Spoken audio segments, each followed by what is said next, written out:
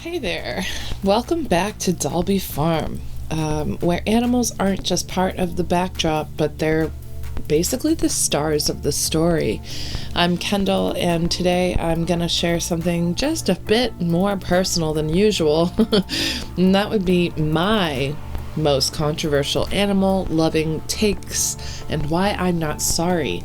But before we dig into that, I want to ground ourselves with some fast facts, not about rare breeds this time, but about something bigger, and that would be the growing compassion gap. First, children's exposure to animals has plummeted.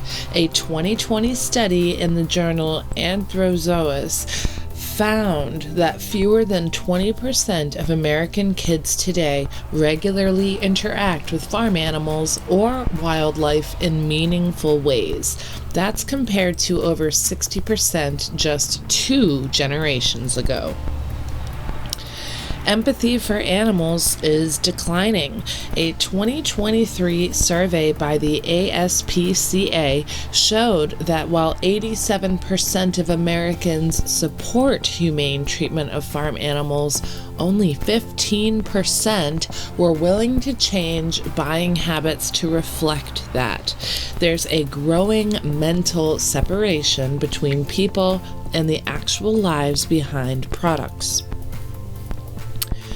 Urbanization and screen time are big culprits. The average American now spends over 93% of their life indoors, and many children can't identify basic farm animals. In one study, 27% of UK children aged 6 to 11 didn't know milk can come from cows. Disconnect leads to harm. The CDC reports that animal neglect cases have risen 15% in the past 5 years, especially among small mammals and birds, often because people didn't understand the care required when they got them. And lastly, even compassion fatigue is trending. A 2021 meta-analysis in Frontiers in Psychology found that animal caregivers, including farmers and shelter workers, are experiencing higher burnout rates, not just from the physical work, but from the emotional toll of feeling like society doesn't care. And there, I feel seen. So here we are. Here I am.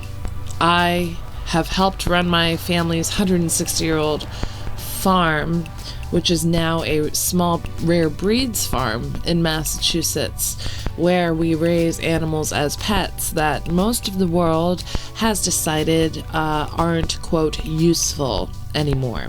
Which means by default, I've developed a few hot takes, and today I just feel like airing them out. And listen, if one of these takes makes you mad, I invite you to pause and ask why. These come from a place of love and lived experience. So let's go. First of all, animals are not props for your Pinterest dreams. Mini goats, ducklings in bathtubs, bottle baby lambs, I've seen them all, posed with toddlers and matching linen outfits for that perfect shot. But here's what I wish people knew. That adorable baby goat screaming in your video has a highly social herd-based brain, and it bonds deeply.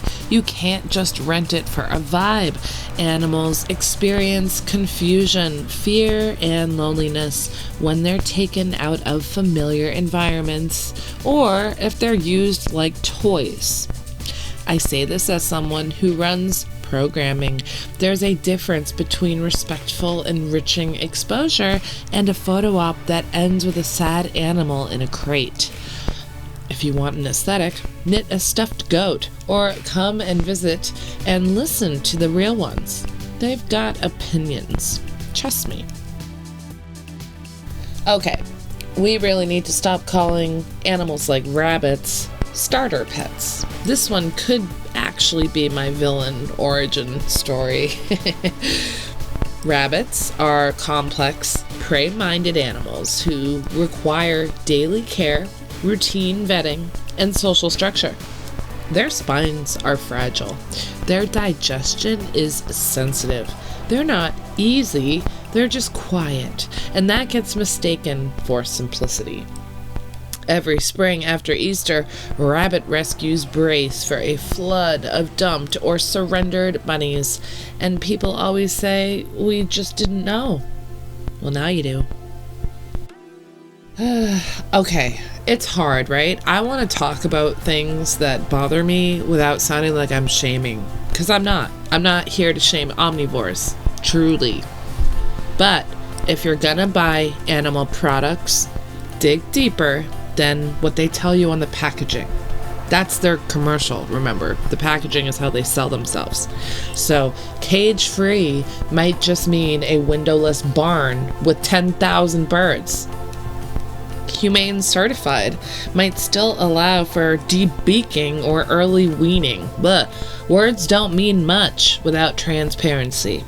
So, again, at Dalby, we don't and never will raise animals for meat, but we know that the term ethical operations, it's usually a marketing strategy. If you're gonna eat animals, the least we can all do is push for truth in labeling and support farms that prioritize quality of life over quantity of product. When Nate, our beloved mini Nubian goat, passed away, my parents couldn't speak for days. I was deeply, deeply upset. That wasn't being sensitive. That was grief. That was crushing personal grief. He wasn't a rare breed. He was just a special animal who meant something to us. We create space for mourning humans, but when someone cries over a goose or a goat or a pig, we're often met with, "It was just an animal." Well, just so you know, goats have been proven to recognize human facial expressions and adjust their behavior based on your mood. Turkeys form lifelong bonds. Geese can imprint with you and live for 30 plus years. I guess rats giggle when tickled. I don't know much about that, but that's what I've read. Tell me again which part of their deaths shouldn't hurt. Grieving animals is real, and it's healthy. The farming world needs more emotion, not less. The myth of the tough farmer is, in my view, outdated and actually kind of harmful. People often tell me I'm too soft to run a farm. My mom heard that she, quote, cares too much. Okay, yeah. We get our heart broken. We do care a lot. And that heartbreak is also why this farm is a place of refuge, why every or most animal here has a name, a story, a voice. We need more softness in agriculture, more connection, not control and not shame.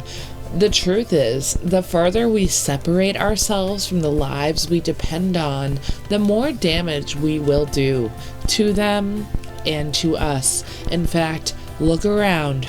It's happening, folks. I guess I want to finish just by saying that I used to hold back on being this vocal. I still feel weird about it.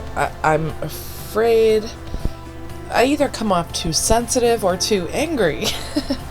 And so, I don't know. It's not that I care whether or not people listen or not. It's about that they're walking away with the right message, if they do.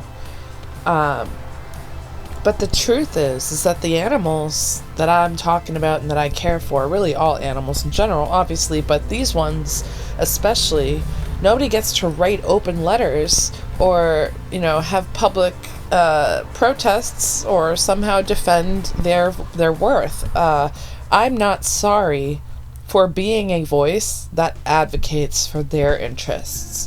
I'm not sorry for caring loudly, without a filter like this, because silence is not protecting anybody, and least of all them.